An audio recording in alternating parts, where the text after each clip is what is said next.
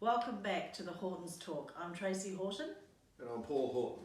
And today we wanted to talk about a fairly intimate subject with you. We're about to bear all around our marriage. A really interesting thing happened at our 30th wedding anniversary 3 years ago. One of our daughters got up and made a toast, and she made this toast: "Mum and Dad, you make marriage look easy."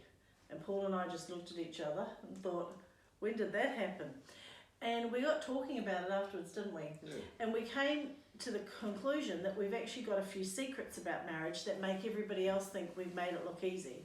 So we just wanted to share them with you today. And the first one I wanted to talk about was, in our culture, Paul, don't you find that it's all about attraction at the beginning? You know, we don't live in an Eastern culture. We don't worry about what our parents think. We live in a Western culture where you're very individualistic.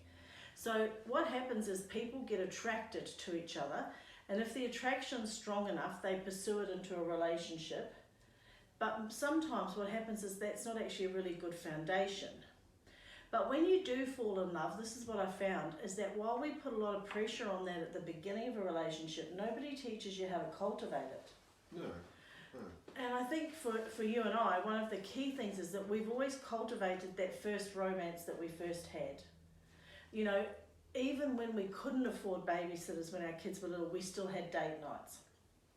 And we would pay the babysitter and then we'd go and do something for free.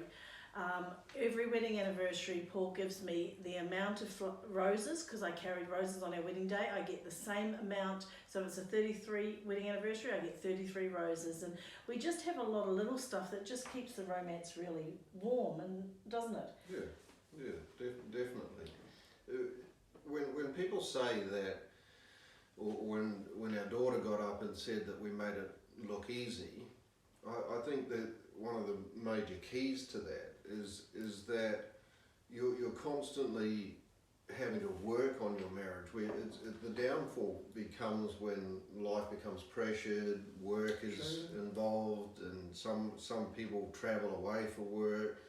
There's getting the kids to school. There's just all of the everyday stuff that goes on, and in the midst of that, still keeping everything fresh and keeping everything in a place where one of us isn't falling down and thinking that, you know, where's all the love gone, or what's happened and what's jumped in here that's gotten in the way. And so there's the key of balance. Isn't a good word, because we're always balancing life, and there's no perfect way to balance it. It's just getting on with life, getting on with the things that you need to do every day, but making sure that in between all that you're keeping your marriage fresh and healthy. And I think we have to remember, and I think this is something you and I have always done, marriage is about two people. So we never actually involved the kids when we were dealing with marriage issues, did we? No. Because we're very, very different people. I come from a very broken home. I was abused as a child.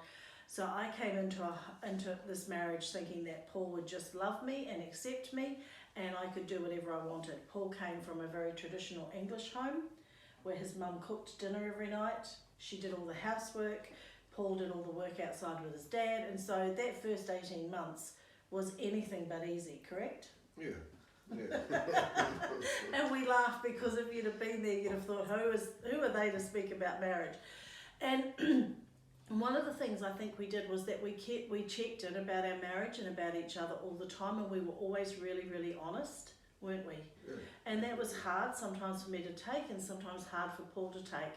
But because we understood that we were individuals and we were free to be whoever we wanted to be in this marriage, each other just became the resource of love, not the source. Like, I've never put the pressure on Paul to fill every one of my needs, because that would be impossible. And you've never done that to me either, have you? No.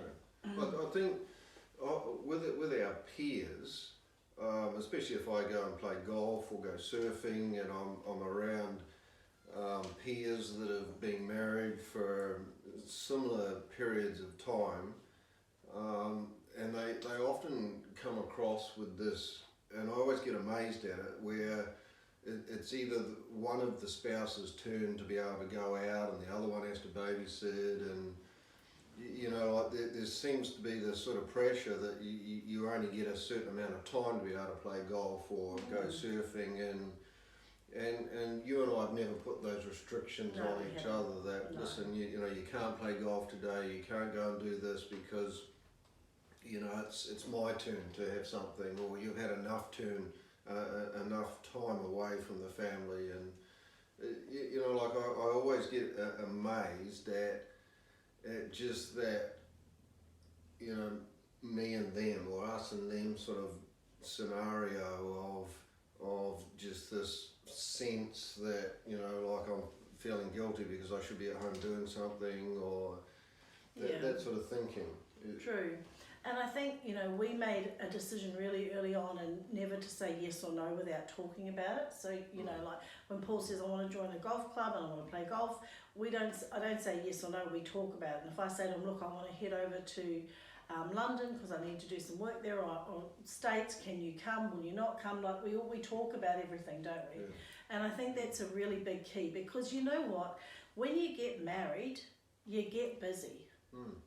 And you realise how different you are. Like if you've been married longer than a year, you would know for sure how different you are. And we could not be more opposite. If you were to do a Briggs-Myers test, Paul comes out here and I come out way over here. So we are absolute opposites, aren't we? Yeah. In fact, we had an appointment with a psychologist for a job application we were both applying for, and he said he doesn't know how we make it work. But I think the beauty is that we've always really valued each other for who they are and what they bring to the table, but we've never expected them to make our own life. And I think one of the other keys that I really want to take a couple of minutes to talk about is how we have fear-proofed our marriage. You know, for Paul and I, we've had a lot of infidelity in our family and around us. And so one night we had this conversation because we had 4 teenage daughters. And I realised that for mum or dad to have an affair would not just impact Paul and I now, but it was going to impact 4 daughters that were growing up as teenagers. And so we talked about it, and I think we made probably a really strong decision to be really open about stuff, didn't we? Yeah, definitely. Because as you can tell, I batted above my average. Paul's stunning. So more than once he's been hit on or approached or told things are available, and we've always talked about that. And you know what, it takes a secure wife to actually be able to listen to that and talk about that. But we decided this. We've been together over 3 decades. You know, we've been together about 11 years longer than we were ever single, and that takes an art form.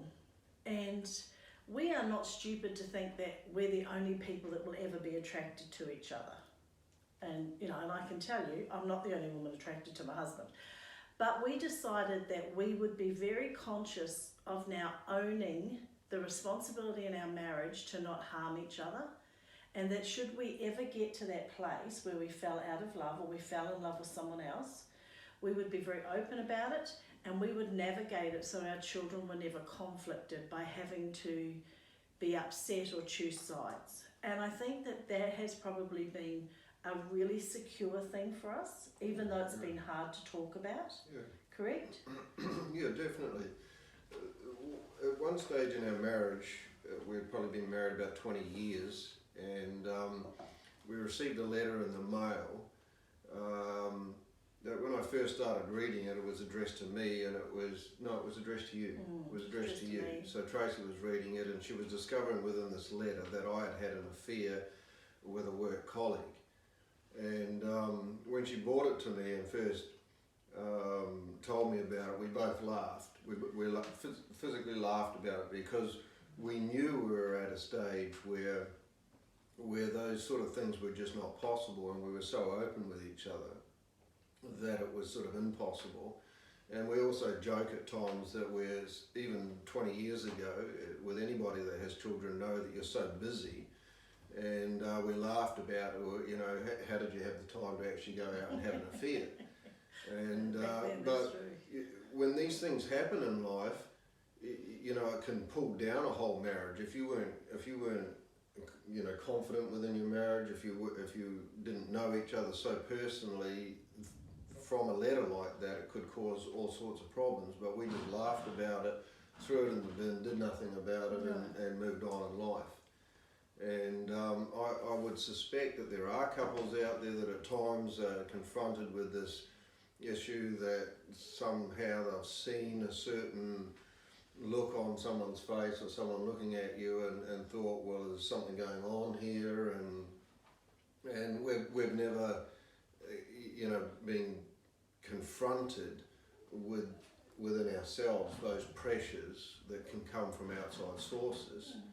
And know that we're secure in ourselves, and being secure in ourselves is obviously not having understanding our own identity and coming together as two individual people but being one, and knowing that there is such a strength and a source in that. For sure, for sure. If we could tell you anything about marriage, we could tell you this: it's a gift.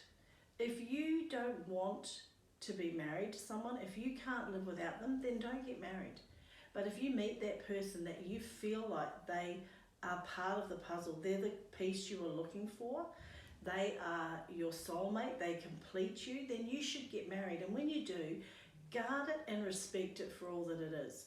Because I've had 33 years by this man's side, and I consider that a privilege, because he's an incredible individual that could have been with anyone.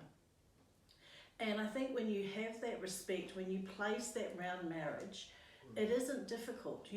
We laugh because there are moments that are difficult. I mean, you all know me. I'm not easy in any way, shape or form.